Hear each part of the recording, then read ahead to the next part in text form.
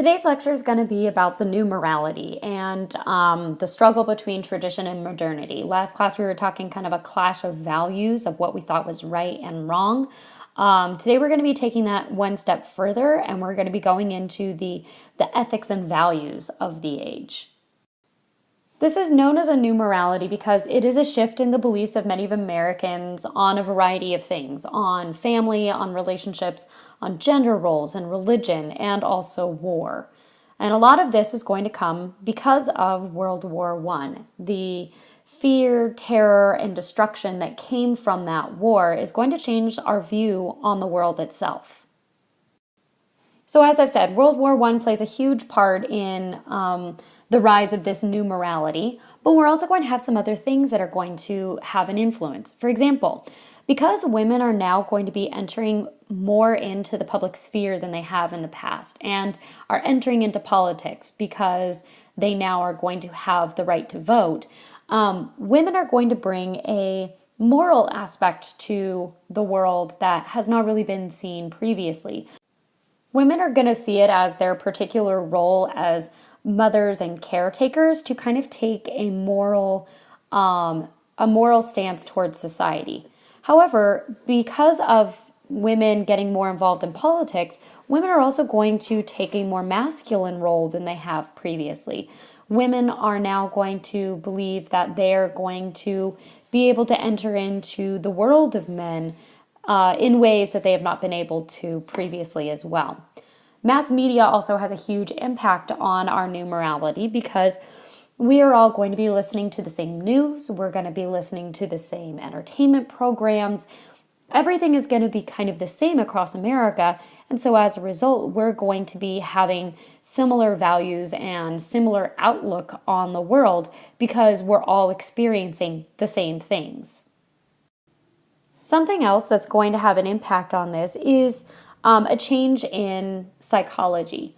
Mental illness in America up to this point was believed to be absolutely untreatable. If somebody was mentally ill, it was for life and there was no hope for them and they should be locked away in an asylum and never heard from again. There was also a huge social stigma because of the idea of eugenics. That idea, kind of that social Darwinist idea that there are some groups of people that are more fit for society and those that are unfit. And having mental health issues was seen as being unfit. And so there was this huge social stigma. You would not let other people know that there was someone in your family who suffered from epilepsy or suffered from depression or something like that because it was something that was seen to be genetic. And so they might see you in a lesser light as a result. But this is going to change largely because of World War I. Many men would come back from World War I suffering from shell shock. Shell shock is the result of day after day after day of bombing and shelling and the constant fear of death surrounding you at all moments. And there is a point where the human brain, in kind of a attempt to preserve itself, will basically shut down. And these men came back with an inability to survive in the modern world and survive in society. Shell shock could be found in a variety of forms. In some cases, it was as small as a facial tic, an eye that would twitch, or a jaw that would twitch. In other situations, it would be the inability to stop the twitching of arms and legs.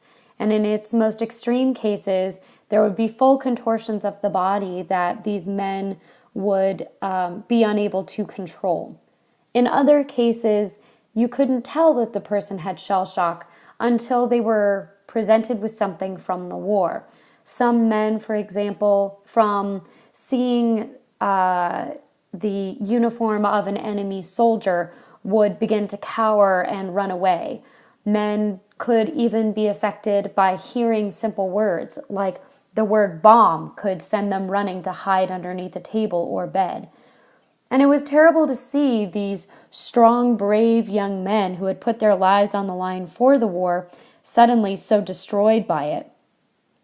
And there was really no understanding of how this happened or why it happened or how to really solve it. And so there was a new focus on psychology as a result. At around the same time, we're going to see an increase in the popularity of the ideas of Sigmund Freud. He's considered to be kind of the one that made psychology acceptable and understood by the layman American. Sigmund Freud's ideas on, for example, the conscious and unconscious mind. The conscious mind is when you're actually thinking about things and you're cognizant that you're thinking of them, versus the unconscious mind, which are the things that are operating in the back of your mind that you may or may not be aware are actually happening at that time. And so this helped explain actually some of the issues of shell shock, because it would help explain the idea that your brain could be having thoughts without you realizing it, that your brain could be reacting to the fear and the terror that came from the constant shelling within the war, and you not actually being able to control those thoughts or even knowing that those thoughts are going on and you having a reaction to them. As I've kind of mentioned earlier, women's suffrage is also going to be a big part of the kind of shift in our morals and our values at this time. Women are going to be fighting for the right to vote for a long, long time. It starts all the way back in the 1840s. It is briefly interrupted by the Civil War, when most women would shift their attention to the abolitionist cause and are now going to be going back to fighting for their own right to vote. There had been some success at the local and the state level. Wyoming would actually be the very first state to give women the right to vote, and that would actually be in the 1800s. However, after World War I begins, when President Wilson gives the speech in Congress as to why we should go to war, and he says it is to preserve democracy, the protests get more aggressive, because women start saying, well, hey, we're fighting for democracy, and yet we don't really have it here at home, because 50% of the population is not given a voice in their government. So we will have the creation of the National Women's Party, which was led by Alice Paul, and they picketed the White House. And that was the first time that anybody had protested in front of the White House. And it was seen as being extremely disrespectful to the president and to the government. But they did it to gain that kind of attention, because you could not ignore them. Eventually, Woodrow Wilson would concede, and Congress would pass, and the states would pass the 19th Amendment, which would give women the right to vote in 1920. Women were also going to be taking on different roles within society that we had not seen previously. Margaret Sanger is a great example of this. Margaret Sanger is going to be the founder of the American Birth Control League, which would later on become Planned Parenthood. Now, the reason why she became involved in something that was so very controversial, the idea of birth control, the idea of women having control over their bodies and over their reproductive systems, was inspired by her own mother's hardships with pregnancy and uterine cancer. Margaret Sanger's mother had 19 pregnancies in only about 25 years, and she didn't have successful births with all of them. She had a lot of miscarriages, a few stillbirths, and because of this, it was extremely hard on her body. She was ill for quite a lot of the time. She almost died a few times while giving childbirth. And Margaret Sanger was really affected by this, because her mother nearly died from something that she had no control over. And yet, it should be able to be controlled. It should be able to be controlled whether a woman has a child or not.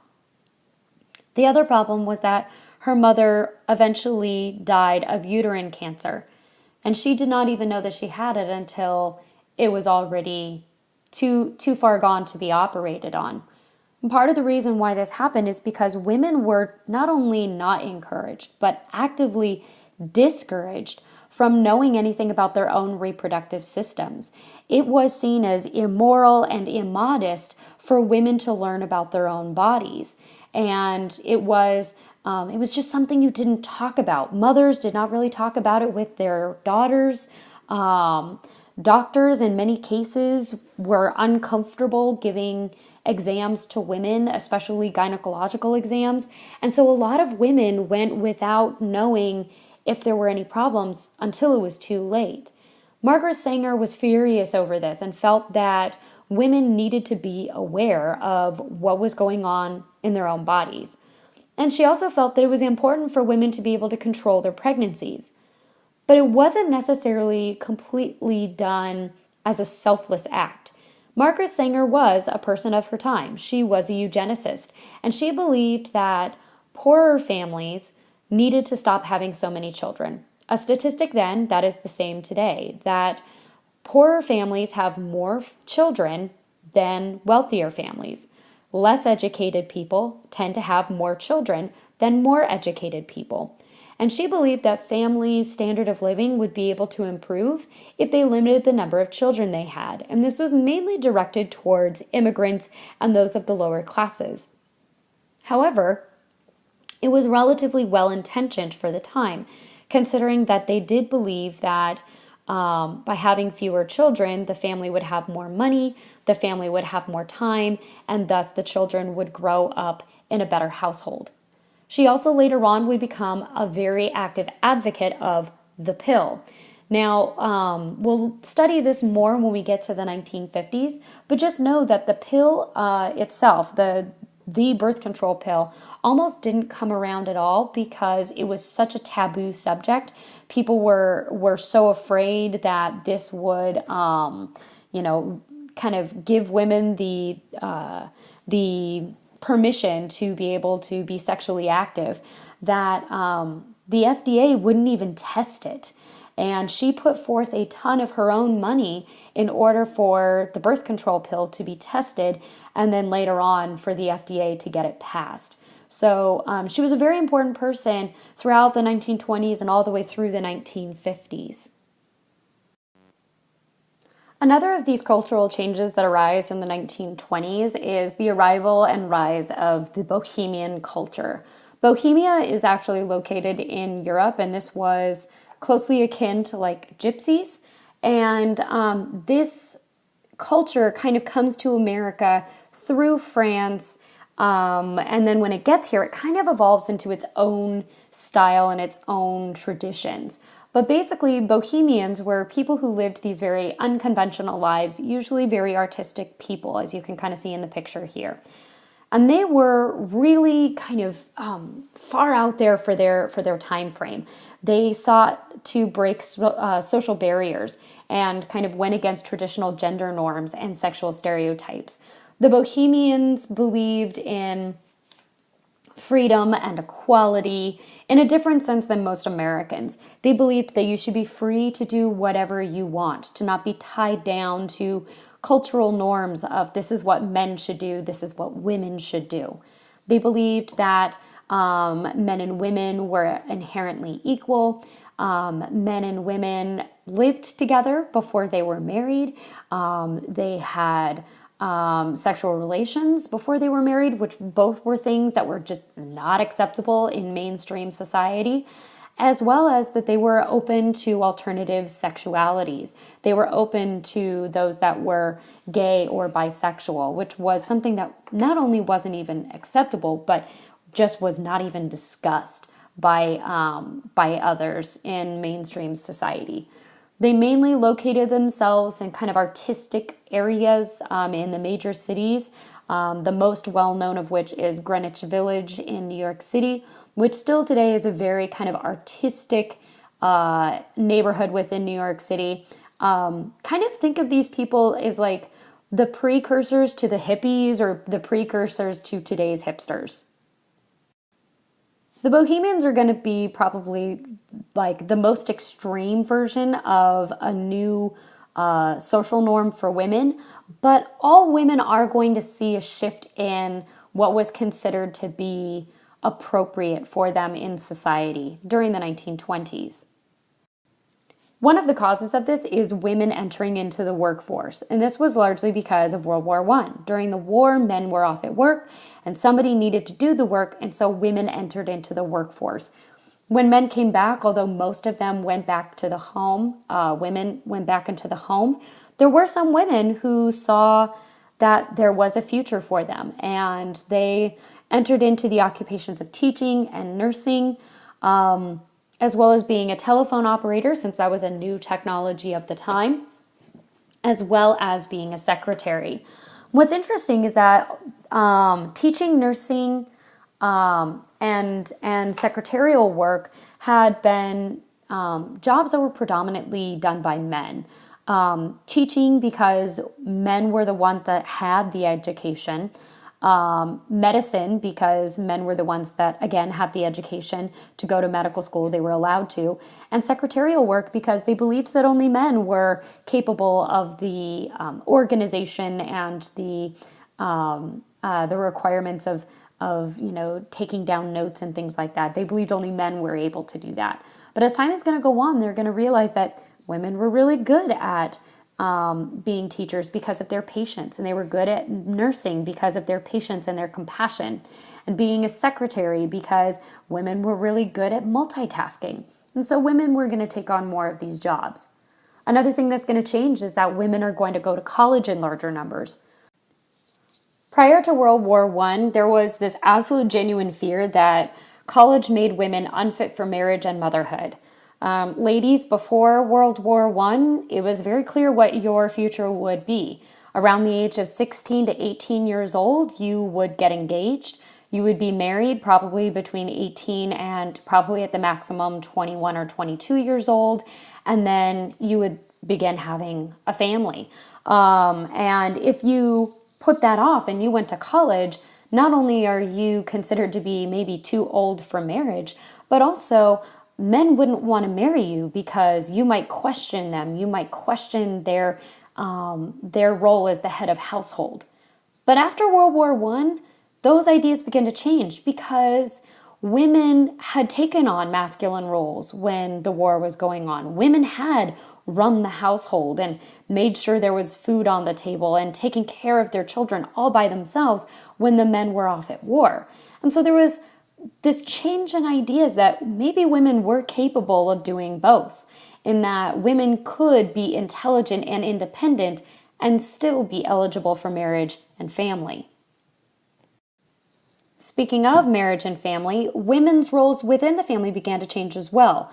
First of all, women became what is known as the purchasing agent of the family, meaning that women suddenly are the ones that are actually buying the stuff for the home.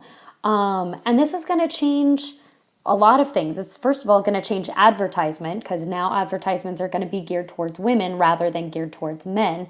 But also women are now going to be driving what is purchased for the home. More household appliances are going to be purchased to make women's lives easier and make those household tasks easier. Things like electric washers and dryers and vacuum cleaners and things like of that sort that are going to make women's lives just a little bit less labor intensive. Another thing that's going to change for women is because some of them are putting off marriage, largely due to the lack of men available as a result of World War I, women are going to now be desiring romance within their relationship, friendship within their relationship. And this is going to be furthered by the highly romantic images that they see in the movies. These dashing men who, come to the rescue of the damsel in distress is going to vastly change the way that women view relationships. And they want to have that within their own romantic relationships. Women physically began to change as well in the 1920s. So in 1900, the style for women was known as the Gibson girl. This was based off of a series of drawings by a man by the name of Charles Dana Gibson. And this image was of an ultra feminine, but at that time seen as new woman. That she was young, she was youthful, she was energetic, independent, she was also athletic.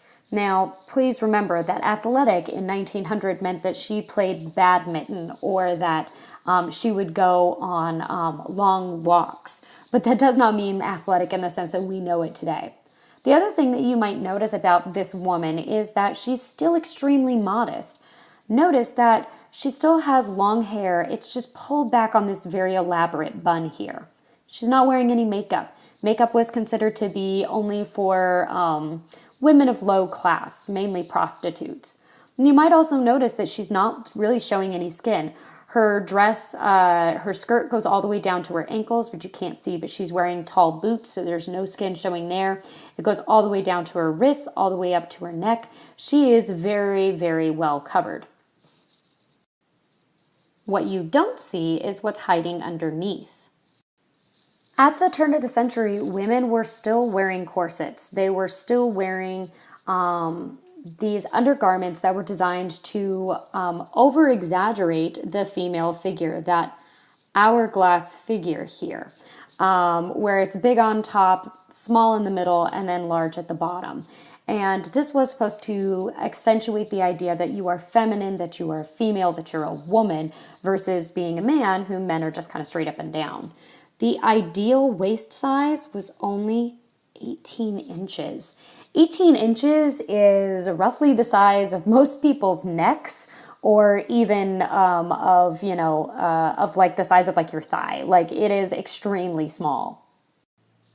But by 1920, things had vastly changed. Women were looking much different. Notice that her hair is extremely short. It's also dyed, which women in 1900 would never have done, because it was something like, again, low-class women, often prostitutes, would have done. But women were dyeing their hair in 1920 deep henna reds and bright blondes with the use of peroxide. You also will notice that she is wearing heavy makeup, lots of blush, lots of eyeliner, lots of deep red lipstick. And this was to draw attention to their facial features. The other thing you might notice is that she's showing a lot of skin. She's showing her legs, she's showing her arms, she's showing her cleavage. And so this was considered to be extremely risque, and yet the whole goal was to be more free than the previous generation of women had been. You also will notice that, unlike the girl to the left, this girl is pretty much straight up and down. That there's really no curve to her. She's flat-chested. There's no curve to her dress. It's just very long and thin. And that was actually the desirable look. Women were trying to look more boyish, not because they were trying to necessarily look like boys, but that they were trying to look like extremely youthful girls before, the curves that come with puberty. And so they were trying to maintain that youth and vitality of those early kind of teenage years. And so that's why they would bind down their chests so that they were flatter, and that they would not wear the corset to tie in and cinch in their waist. A couple of other things that come from this new style is that these women are going to be wearing things that didn't exist really before. For example, silk stockings. Women were showing their legs for the first time, and so they wanted men to be able to admire them. So, number one, we get the very first female razor. Prior to this, if women wanted to shave, they had to use their father's or their husband's straight razor. And we get silk stockings that are meant to make your legs look smooth and beautiful. And this new woman that we have are going to be so well known that they're going to, for kind of the style of dress and for the way that they dance and so on and so forth, that they get their own name, and they are known as a flapper. And the flappers were women who wore these kind of long, lanky dresses that were covered in fringe or beads. They were the ones who were wearing all the makeup and cut their hair short and things like this. It was a very extreme thing, an extreme difference from just 20 years prior in 1900. But it wasn't just the way that they looked that was different. It was also the way that the flappers acted. Flappers acted extremely masculine, or at least masculine in comparison to the way that women had previously behaved. Previously, women were expected to be moral and sweet and soft-spoken and very mild-mannered. And the flapper girl is pretty much everything but. She's going to smoke. She's going to drink. She's going to swear. She's going to flirt with men. She's going to go to dance halls by herself without, having an escort. And these were things that, young proper women should never have done. But the girls of the 1920s, the flappers, are going to kind of look for this independence and freedom from that previous morality. And when we look at the flappers of the 1920s, we still see some of the remnants still today. Women are able to wear skirts that show their legs, or they're able to wear makeup or cut their hair short and still are considered feminine. And these are some major changes that we did not see coming from prior generations. This is a huge shift in what was considered acceptable for women, and we really would not look back from there. The flappers were often associated with kind of a wild and crazy lifestyle. They were the ones that were going to the dance halls, the ones that were drinking and smoking and cavorting with men, and involved in going to speakeasies and drinking and such. But these women really changed the path for all women, regardless of whether they lived that lifestyle or not. And we'll get more into this when we get into our next lesson on the Jazz Age.